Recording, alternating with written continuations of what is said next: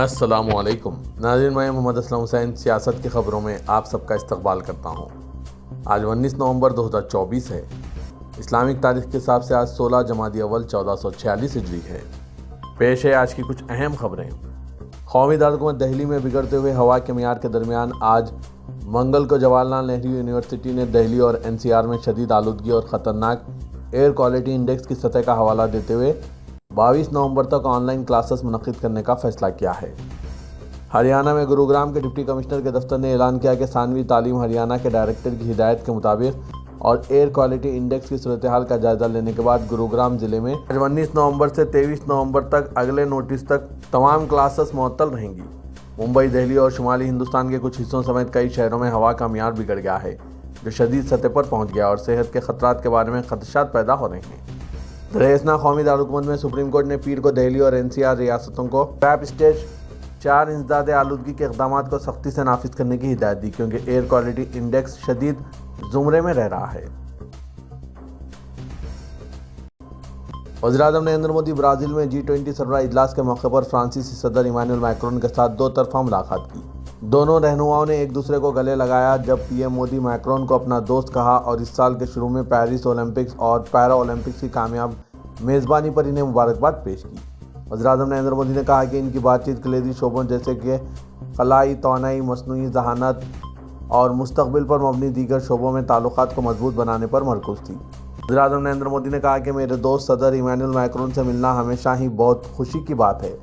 اس سال کے شروع میں پیرس اولمپکس اور پیرا اولمپکس کی کامیاب میزبانی پر میں نے ان کی تعریف کی۔ ہم نے اس بارے میں بات کی کہ کس طرح ہندوستان اور فرانس خلا جیسے شعبوں میں مل کر کام کرتے رہیں گے۔ پیر کی شام مہاراشٹر اور جھارکھنڈ میں انتخابی شور ختم ہو گیا۔ اب مہاراشٹر کی تمام اسمبلی سیٹوں اور جھارکھنڈ کے دوسرے مرحلے کی سیٹوں کے لیے کل چہارشنبہ 20 نومبر کو ووٹنگ ہوگی۔ دونوں ریاستوں کی تمام سیٹوں کے لیے ووٹوں کی گنتی 23 نومبر کو ہوگی۔ دونوں ریاستوں میں تمام پارٹیوں نے ووٹروں کو اپنی طرف متوجہ کرنے کی پوری کوشش کی ہے۔ اب دیکھنا یہ ہے کہ مینڈیٹ کس کے حق میں آتا ہے۔ مہاراشٹر کی قانون ساز اسمبلی میں کل 288 سیٹیں ہیں۔ اس دوران حکمراں مہا یوتی اتحاد اور اپوزیشن مہا وکاس اگھاڑی دونوں ہی آخری دن طاقت جھونک دی اور جیت کو یقینی بنانے کے لیے ووٹروں کو راغب کرنے میں کوئی کسر نہیں چھوڑی ہے۔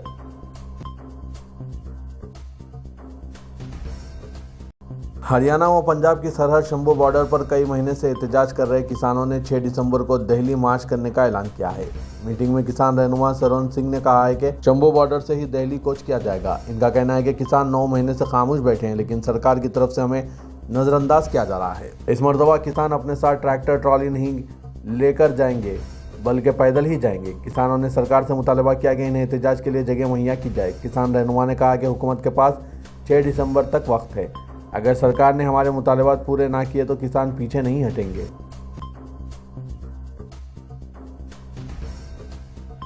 ریاست اتر پردیش میں 9 اسمبلی سیٹوں پر ضمنی انتخابات کے لیے تشہیری مہم کی مدت پیر کی شام ختم ہو گئی۔ مہم کے آخری دن اہم سیاسی جماعتوں نے اپنی طاقت جھونکی، مگر اس پوری انتخابی مہم کے دوران BSP سربراہ مایاوتی اور انڈیا اتحاد میں سماجوادی پارٹی کی حلیف جماعت کانگریس کے بڑے لیڈران نے کوئی خاص دلچسپی نہیں دکھائی، جبکہ دونوں ہی جماعتیں اپنی پوزیشن مضبوط بتا رہی ہے۔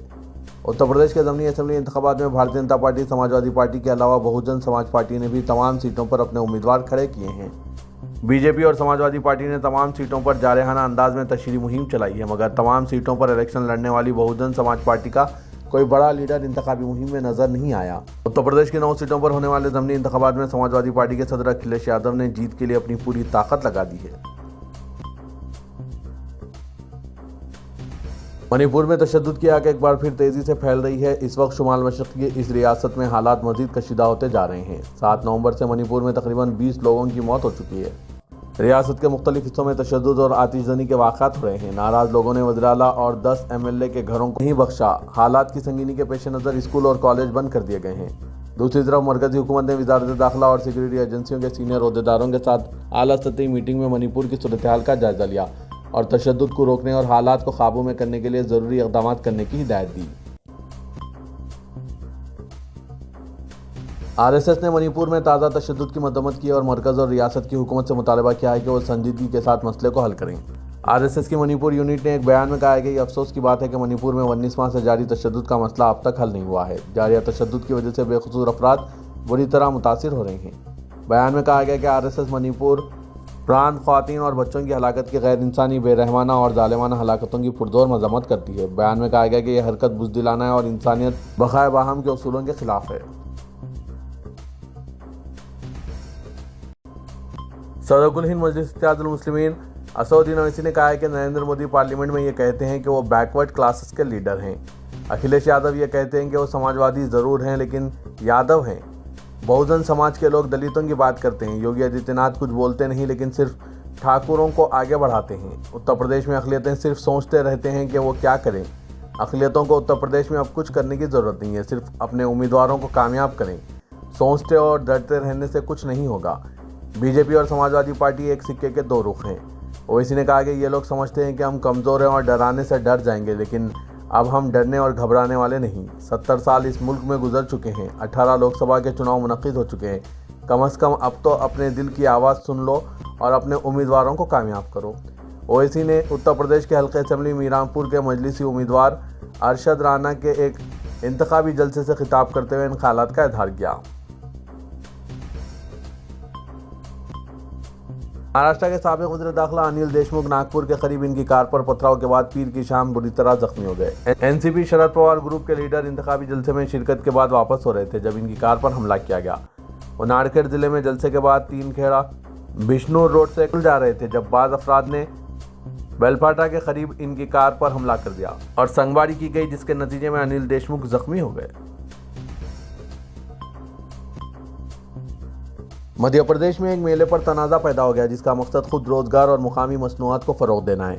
مسلم تاجرین نے الزام عائد کیا کہ ضلع دموا کے تحصیل گراؤنڈ میں منعقدہ سودیشی میلے سے انہیں نکال دیا گیا ہے اور منتظمین مبینہ طور پر کہہ رہے ہیں کہ مسلمانوں کو یہاں پر اجازت نہیں ہے۔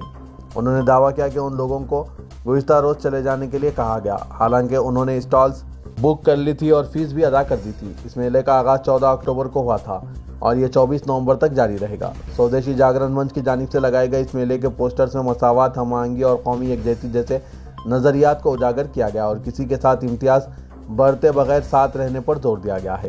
بہرحال زمینی حقیقت ان پیامات سے یکسر الگ ہے۔ آگرہ کے ایک تاجر محمد رشید نے دعویٰ کیا کہ ان لوگوں نے میرا نام پوچھ کر میری دکان بند کرا دی۔ یہاں ہماری 10 دکانات تھیں۔ منتظمین نے ہم سے کہا کہ مسلمانوں کو داخلے کی اجازت نہیں ہے، ہمارا تمام کرایہ اور سفر کے اخراجات ضائع ہو گئے ہیں۔ شبیر نامی ایک دکاندار نے، جس کا لکھنؤ سے تعلق ہے، بتایا کہ انہوں نے دکانات قائم کرنے کی اجازت دینے سے انکار کر دیا اور ہم سے چلے جانے کے لیے کہا۔ مہاراشٹر میں سماجوادی پارٹی کے سربراہ اور شیواجی نگر سے پارٹی کے امیدوار ابو عاصم اعظمی کو ایک انتخابی ریلی میں علالت کے بعد علاج کے لیے ایک مقامی اسپتال میں داخل کیا گیا جہاں ان کی طبی جانچ کی گئی۔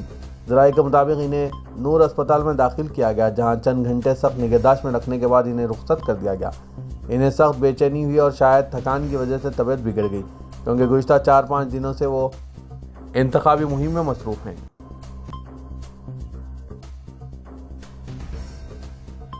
جناب عامر علی خان رکن قانون ساز کونسل تلنگانہ نے اقلیتی طبقات میں انتہائی پسماندہ ذیلی طبقات سے تعلق رکھنے والے غریب خاندانوں کو معاشی طور پر مستحکم کرنے کے لیے 2 ٹیلرنگ سینٹرز کے قیام کا اعلان کیا۔ اس کے علاوہ انتہائی پسماندہ طبقہ سنگ تراش سے وابستہ افراد میں 50 مشینیں تقسیم کی گئی جن کی مدد سے پتھر کو توڑنے کا کام کیا جا سکتا ہے۔ شہر حیدرآباد کے ایبٹس میں واقع ادارے سیاست کے سیاست آڈیٹوریم میں سلائی مشینوں اور پتھر توڑنے کی مشینوں کی تقسیم کی تقریب منعقد کی گئی۔ تلنگانہ سنچار مسلم سمیتی کی نمائندگی پر جناب عامر علی خان رکن قانون ساز کونسل نے یہ مثالی قدم اٹھایا اور حکومت کی جانب سے ان طبقات کو ہر ممکن مدد دلانے کا تیقن دیا۔ بولارام، سکندرآباد اور پرگی میں خواتین کے لیے 2 ٹیلرنگ سینٹرز کے قیام کا اعلان کرتے ہوئے رکن قانون ساز کونسل نے کہا کہ وہ انتہائی کمزور اور پسماندہ سنچار طبقات کی صورتحال کا جائزہ لینے کے لیے پرگی، جنگاؤں، کھمم، کریم نگر اور نظام آباد کا دورہ کر چکے ہیں۔ سنچار جاتی سے تعلق رکھنے والے افراد رینچ اور بندر کی دیکھ بھال کرنے والے پیشے سے وابستہ تھے لیکن موجودہ فارسٹ قانون کے تحت یہ ممکن نہیں ہے۔ اس کے علاوہ عطر فروخت کرنے والے اور فقیر طبقے کے کئی خاندان معاشی مسائل کا شکار ہیں۔ رکن قانون ساز کونسل جناب عامر علی خان نے کہا ہے کہ سنچارہ طبقات سے وابستہ خاندان اپنے گزر بسر کے لیے بہتر ذریعہ معاش کی تلاش میں ہیں۔ ایسے طبقات سے وابستہ خواتین کو ٹیلرنگ کی تربیت کے ذریعے انہیں خود مکتفی بنایا جا سکتا ہے۔ اس کے علاوہ سنگ تراش افراد کو درکار مشینیں تقسیم کی جا رہی ہے۔ مہاراشٹر اور جھارکھنڈ کے اسمبلی انتخابات کے بعد تلنگانہ میں سیاسی ماحول گرم ہونے کے قوی امکانات ہیں۔ کانگریس ہائی کمان سے کئی امور میں منظوری کے لیے چیف منسٹر ریونت ریڈی کئی ماہ سے منتظر ہیں۔ ریاستی کابینہ میں توسیع، پردیش کانگریس کمیٹی کے عاملہ کی تشکیل، نامزد عہدوں پر تقررات کے علاوہ مختلف اسکیمز کے سلسلے میں BRS قائدین کے خلاف کارروائی جیسے امور پر ہائی کمان کی اجازت کے لیے دونوں ریاستوں کے اسمبلی چناؤ کے بعد سرگرمیوں کا آغاز ہوگا۔ ہائی کمان نے ہریانہ اور جموں کشمیر اسمبلی انتخابات کے بعد کابینہ میں توسیع کو منظوری دینے کا تیقن دیا تھا، لیکن بعد میں مہاراشٹر اور جھارکھنڈ کی انتخابی مہم میں مصروفیت کے بعد اس مسئلے کو دوبارہ ٹال دیا گیا۔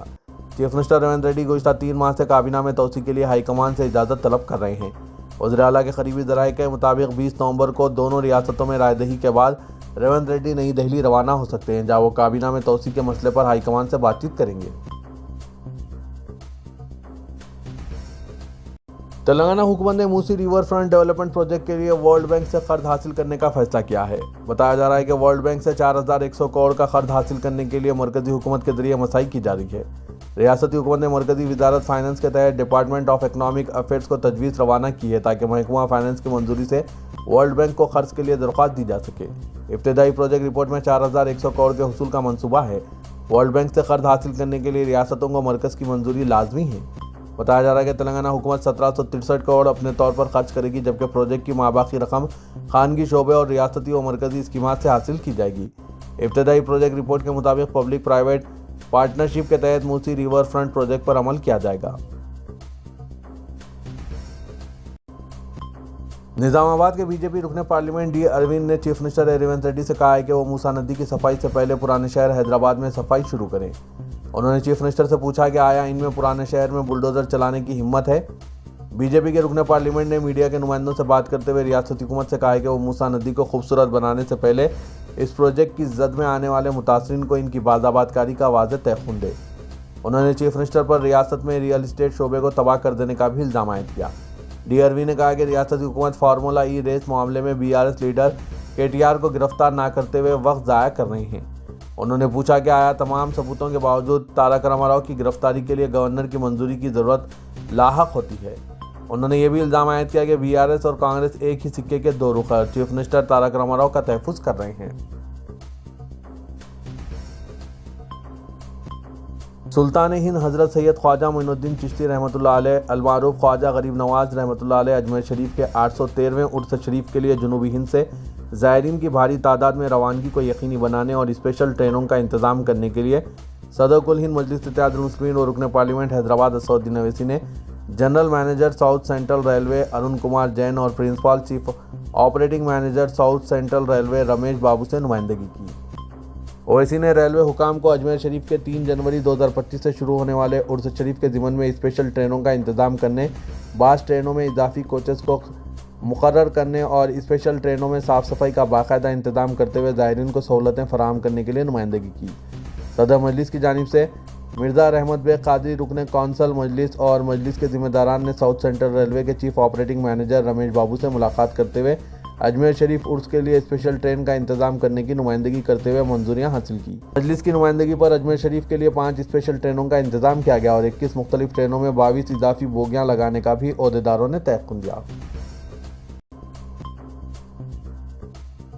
تلنگانہ کے وزیر اعلیٰ ریونت ریڈی نے 11 سال تک اقتدار میں رہنے کے باوجود وعدوں کو پورا کرنے میں ناکامی پر مودی حکومت پر تنقید کی۔ انہوں نے مہاراشٹر کی انتخابی مہم کے دوران پونے میں صحافیوں سے بات کرتے ہوئے BJP زیر قیادت حکومت پر نکتہ چینی کی۔ ریونت ریڈی نے کہا کہ 2014 سے کیے گئے تمام انتخابی وعدوں بشمول کسانوں کی آمدنی کو دوگنا کرنے، سالانہ 2 کروڑ ملازمتوں کی فراہمی اور 2022 تک ہر غریب خاندان کے لیے مکان کی فراہمی جیسے وعدوں کو پورا نہیں کیا گیا۔ کسانوں کی آمدنی دوگنی کرنے کے بجائے BJP نے 3 سیاہ قوانین نافذ کیے، جس کے نتیجے میں 16 ماہ تک کسانوں نے احتجاج کیا اور تقریباً 700 کسانوں کی موت ہوئی۔ ریاست مہاراشٹر کسانوں کی موت کے معاملے میں آگے ہیں، تاہم وزیر اعظم مودی خاموش ہیں۔ جب میں نے لوک سبھا میں 2 کروڑ ملازمتوں کے بارے میں پوچھا تو یہ جواب دیا گیا کہ 11 سالوں میں 7.5 لاکھ ملازمتیں ہی فراہم کی گئی، جو وعدے کے صرف 1% سے بھی کم ہیں۔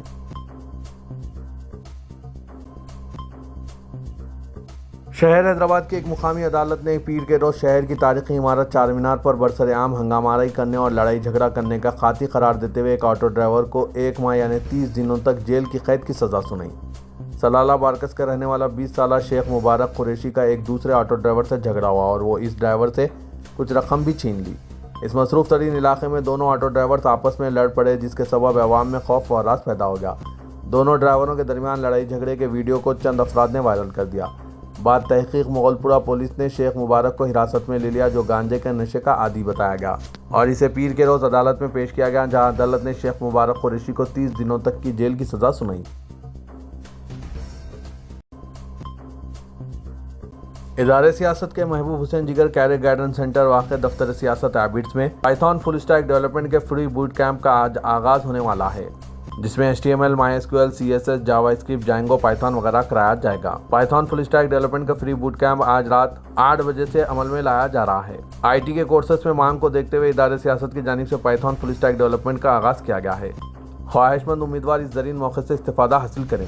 مزید تفصیلات کے لیے ان فون نمبرات پر رابطہ پیدا کیجیے۔ فون نمبر ہے 9000191481 9393876978۔